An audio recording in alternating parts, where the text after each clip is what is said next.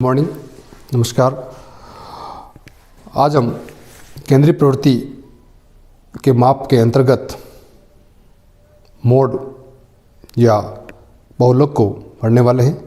इससे पूर्व हम लोगों ने ज्योग्राफी प्रैक्टिकल में केंद्रीय प्रवृत्ति के माप के अंतर्गत समांतर माप, माध्य और मीडियन या मध्यिका की गणना किस प्रकार की जाती है उनके बारे में विस्तार पूर्वक अध्ययन किया।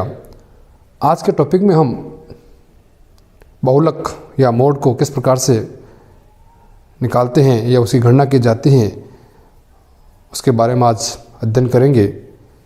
मोड का मतलब ये होता है, आज जो अपन अध्ययन कर रहे हैं मोड फ्रेंच भाषा के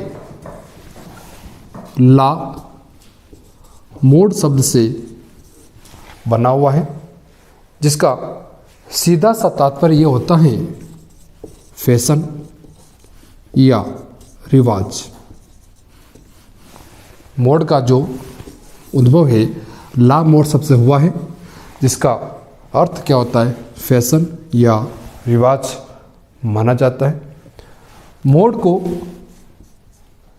बहुलक के रूप में भी जानते हैं या एक नाम और कह सकते हैं, इसे भूयिष्टक के नाम से भी इसे संबोधित करते हैं। अगली बात करते हैं कि मोड की या बहुलक की गणना हम किस प्रकार कर सकते हैं। गणना की बात करते हैं हम 3 प्रकार से मोड की गणना करेंगे। हम पहली बात करते हैं व्यक्तिगत श्रेणी में बहुलक की गणना करना। व्यक्तिगत श्रेणी का तात्पर्य है कि एक ही श्रेणी होगी उसमें। दूसरा खंडित श्रेणी, और तीसरा अखंडित श्रेणी। इनके बारे में बात करते हैं अपन। व्यक्तिगत श्रेणी के अंतर्गत जब मोड की जो गणना करते हैं, एक सिंपल सा क्वेश्चन से श्रेणी होगी, जो संख्या सबसे ज़्यादा बार जिसकी आवृत्ति होगी वो क्षेत्र का होगा। लेकिन व्यक्तिगत श्रेणी में एक चीज़ और होती है, व्यक्तिगत श्रेणी को खंडित श्रेणी में परिवर्तित करने के बाद में भी अपन मोड की या बहुलक गणना कर सकते हैं। एग्जाम्पल लेके बताएंगे अपन। दूसरी बात करते हैं खंडित श्रेणी। खंडित श्रेणी भी 2 प्रकार से गणना करते हैं। एक तो यह होगा 2 प्रकार से, एक तो यह डायरेक्ट निरीक्षण मात्र से देखने मात्र से स्पष्ट हो जाएगा कि कौन सी संख्या का बहुलक सबसे ज़्यादा है या आवृत्ति बार हो रही है। और दूसरा समूह विधि के द्वारा भी हम पता कर सकते हैं। ये ग्रुपिंग जो मेथड होता है उनके माध्यम से भी स्पष्ट किया जा सकता है। और अखंडित में भी यही 2 मेथड काम करते हैं। निरीक्षण से भी पता कर सकते हैं। निरीक्षण के अलावा समन्वय के अलावा एक सूत्र भी काम करते हैं, L1 plus F1 minus F0 बटावे 2F1 minus F0 minus F2 into I. इसके माध्यम से सूत्र देख सकते हैं आप। Z बराबर बहुलक को एक प्रतीक के रूप में या संबोधित कर सकते हैं, Z कहते हैं इसे। L1 प्लस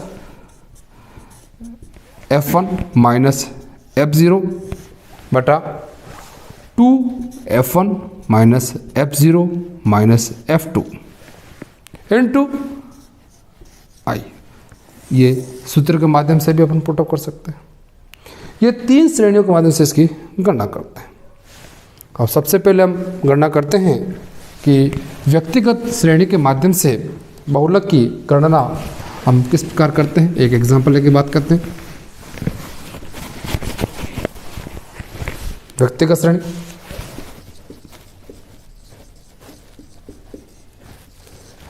इसमें कोई भी प्रश्न मान लीजिए, x है आपका ये, इसमें 5, 6 6 6 4 3 2 10 20।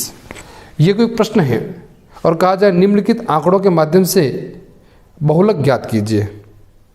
तो बहुलक का तात्पर्य यह है कि जिस अंक की सबसे ज़्यादा बार आवृत्ति होती है वह उस क्षेत्र का बहुलक माना जाता है। तो इसमें देखने में ऐसा लग रहा है कि ये 6 जो है आपका 3 बार आया हुआ है, तो 3 आंसर नहीं है इसमें। आंसर क्या होगा? 6। 3 बार क्या आवृत्ति हुई है।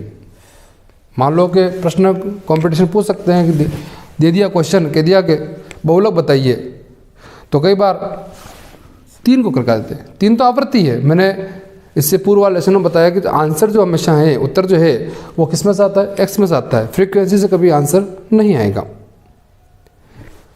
राइट आंसर हो गया।